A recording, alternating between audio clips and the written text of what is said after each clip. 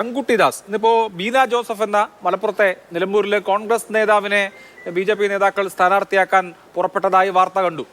ഞാനില്ല എന്ന് അവർ പറയുകയും ചെയ്തു. BJP അവിടെ ഒരു സ്ഥാനാർത്ഥിയെ കണ്ടെത്താൻ ഇത്രയധികം സ്ട്രഗിൾ ചെയ്യുന്നതിനാണ്. BDJS പറഞ്ഞു ഞങ്ങൾ മത്സരിക്കാനില്ല എന്ന് BDJS നിലപാടെടുത്തു. ഇവിടുത്തെ മത്സരം അപ്രസക്തമാണ് എന്ന് തുഷാർ വെള്ളാപ്പള്ളി പറഞ്ഞു. ഇന്നും ആദ്യം നിങ്ങളുടെ സംസ്ഥാന അധ്യക്ഷൻ തന്നെ ഇവിടുത്തെ മത്സരം അപ്രസക്തമാണെന്ന് പറഞ്ഞു. MT രമേശ് മത്സരിക്കണോ വേണ്ടയോ എന്ന കാര്യത്തിൽ ഞങ്ങൾ പൂർണ്ണമായും തീരുമാനമെടുത്തിട്ടില്ല എന്ന് പറയുന്നത് കേട്ടു. കഴിഞ്ഞ ലോക്സഭാ തെരഞ്ഞെടുപ്പിൽ K. സുരേന്ദ്രന് സാമാന്യം മെച്ചപ്പെട്ട 15,000-ന് മുകളിൽ വോട്ട് പോൾ ചെയ്ത ഒരു മണ്ഡലത്തിൽ മത്സരിക്കാൻ എന്തിനാണ് ഇത്രയധികം ശങ്ക എന്ന ഒന്നാമത്തെ വിഷയം. ഇത്രയും ആളെ കിട്ടാനില്ലെങ്കിൽ നമ്മുടെ PV അൻവറിന് വേണ്ടി അവിടെ ഫ്ലക്സ് ഒക്കെ ആയിട്ടുണ്ട്. അൻവറിനെ ഒരു കൈ നോക്കിക്കൂടെ ബീന ജോസഫിനെ നോക്കിയതുപോലെ?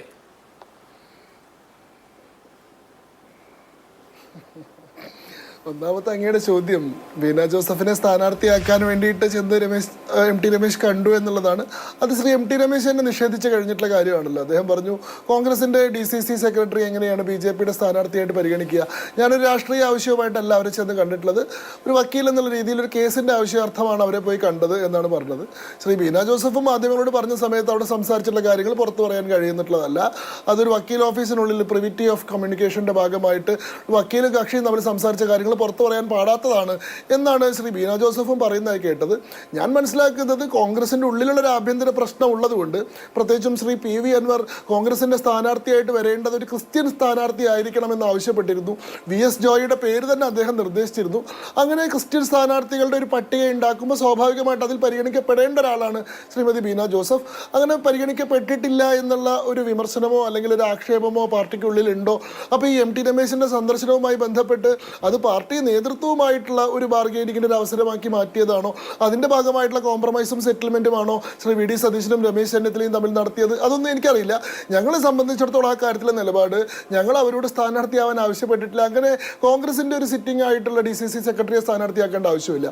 ഈ തെരഞ്ഞെടുപ്പിൽ മത്സരിക്കില്ല എന്നൊരു നിലപാട് BJPക്ക് ഇല്ല. നോക്കൂ, ഒരു തെരഞ്ഞെടുപ്പിനെ സംബന്ധിച്ചിട്ട് ഒരു പാർട്ടിയുടെ നിലപാട് എന്താണ്, ഈ തെരഞ്ഞെടുപ്പിനെ സംബന്ധിച്ചിട്ടുള്ള പാർട്ടിയുടെ അഭിപ്രായം എന്താണ്, അത് ആദ്യത്തെ കാര്യമാണ്.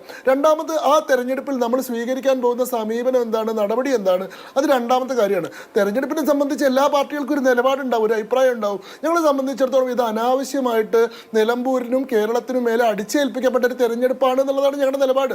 ഈ തെരഞ്ഞെടുപ്പ് കേരള രാഷ്ട്രീയത്തിൽ എന്തെങ്കിലും നിലയിൽ ഗുണപരമായിട്ടുള്ളൊരു മാറ്റം വരുത്തുന്ന തെരഞ്ഞെടുപ്പല്ല. കേവലം 7 മാസത്തേക്ക് വേണ്ടി മാത്രം ഒരു MLA തിരഞ്ഞെടുക്കുന്ന ഈ തെരഞ്ഞെടുപ്പ് കോടിക്കണക്കിന് രൂപ ചെലവഴിക്കാമെന്നല്ലാതെ നിലമ്പൂരിനോ കേരളത്തിനോ ഗുണപരമായിട്ടുള്ള എന്തെങ്കിലും ഒരു കാര്യം ഇത് ചെയ്യുന്നില്ല. തിരഞ്ഞെടുക്കപ്പെടുന്ന MLAക്ക് ഒരു പദ്ധതി നടപ്പാക്കാനുള്ള സമയം പോലും അവിടെ കിട്ടുന്നില്ല. ഈ കേരളത്തിൻ്റെ രാഷ്ട്രീയ സാഹചര്യത്തിലോ മുന്നണികളുടെ ബലാബലത്തിനോ സർക്കാരിൻ്റെ തുടർച്ചയ്ക്കോ ഏതെങ്കിലും നിലയിലുള്ള മാറ്റം വരുത്തുന്നില്ല. ആ നിലയിൽ ഇവിടെ ഒരാളുടെ രാജിയെ തുടർന്നുണ്ടായിട്ടുള്ള ഈ തെരഞ്ഞെടുപ്പ് അനാവശ്യമാണ്, അപ്രസക്തമാണെന്നുള്ളത് ഞങ്ങളുടെ നിലപാടാണ്. അത് എനിക്ക് തോന്നുന്നു കേരളത്തിൽ BJPക്ക് മാത്രമല്ല ഈ പാർട്ടികൾക്ക് എല്ലാവർക്കും സമാനമായിട്ടുള്ള നിലപാടുണ്ടാവും. എന്നോട് കഴിഞ്ഞ ദിവസം സംസാരിച്ചൊരു മുതിർന്ന മാധ്യമപ്രവർത്തകൻ പറഞ്ഞത് കേരളത്തിലെ 3 മുന്നണികളും ഈ തെരഞ്ഞെടുപ്പ് ഒരു ശല്യമായി, ഒരു അനാവശ്യമായി, ഇതൊരു ബുദ്ധിമുട്ടായി എന്ന് വിചാരിക്കുന്നവരാണ്. പക്ഷെ മത്സരിക്കാതിരിക്കാൻ നിവൃത്തിയില്ലല്ലോ എന്നുള്ളതാണ്. അപ്പോൾ രണ്ടാമത്തെ വിഷയമാണ് തെരഞ്ഞെടുപ്പിനെ സംബന്ധിച്ചുള്ള നമ്മുടെ അഭിപ്രായം എന്തായാലും ആ തെരഞ്ഞെടുപ്പിൽ നമ്മൾ സ്വീകരിക്കുന്ന സമീപനം എന്ത്, നിലപാട് എന്തെന്നുള്ളത്. BJP തെരഞ്ഞെടുപ്പിൽ മത്സരിക്കില്ല എന്നൊരു നിലപാടേ എടുത്തിട്ടില്ല. ചില മാധ്യമങ്ങൾ സ്വന്തം നിലയിൽ BJP പ്രസിഡന്റിന്റെ പരാമർശത്തെ ആ നിലയിലേക്ക് വ്യാഖ്യാനിച്ചുകൊണ്ട് ഞങ്ങൾ ഈ തെരഞ്ഞെടുപ്പിൽ മത്സരിക്കില്ല എന്നൊരു പ്രതീതി ജനിപ്പിക്കാനാണ് ശ്രമിച്ചത്. ഞങ്ങൾക്ക് ഈ പറഞ്ഞതുപോലെ വോട്ടുള്ള മണ്ഡലമാണ്. വോട്ട് എന്ന് പറഞ്ഞാൽ ഇപ്പോൾ ശ്രീ K. സുരേന്ദ്രന് ലോക്സഭാ തെരഞ്ഞെടുപ്പിൽ ശ്രീ രാഹുൽ ഗാന്ധിക്കെതിരായി മത്സരിച്ച സമയത്ത് 17,500 വോട്ടുകൾ ഉണ്ടായിരുന്നു. അതിനുശേഷം പ്രിയങ്ക ഗാന്ധിക്കെതിരെ ശ്രീമതി നവ്യ ഹരിദാസ് മത്സരിച്ച സമയത്ത് 13,200 വോട്ടുകളാണ് ഉണ്ടായിരുന്നത്. പക്ഷെ നിയമസഭാ തെരഞ്ഞെടുപ്പുകളിൽ അത്രയേറെ വോട്ടുകൾ കിട്ടിയിട്ടുള്ള ചരിത്രമില്ല.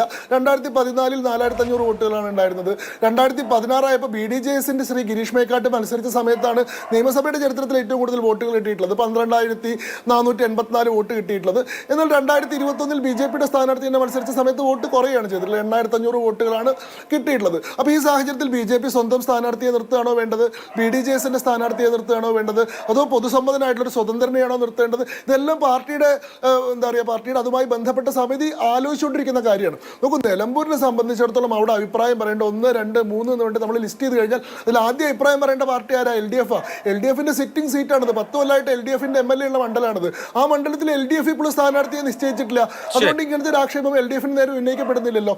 രണ്ടാമതവിടെ തീരുമാനം പറയേണ്ട ആൾ PV അൻവർ ആണ്. 10 കൊല്ലമായിട്ട് അടുത്ത MLA ആയിട്ടിരിക്കുന്ന ആൾ PV അൻവർ. PV അൻവർ ഇപ്പോഴും ആ കാര്യത്തിൽ അന്തിമമായിട്ടൊരു തീരുമാനം പറഞ്ഞിട്ടില്ല. മൂന്നാമത് നിൽക്കുന്ന കോൺഗ്രസ് മാത്രമാണ്. അവിടെ നേരത്തെ തന്നെ സ്ഥാനാർത്ഥി പ്രഖ്യാപനം നടത്തിയിട്ടുള്ളത്. കോൺഗ്രസിന് അങ്ങനെ സമയമെടുത്ത് സ്ഥാനാർത്ഥി പ്രഖ്യാപനം നടത്താനുള്ള ലക്ഷറി ഇല്ല.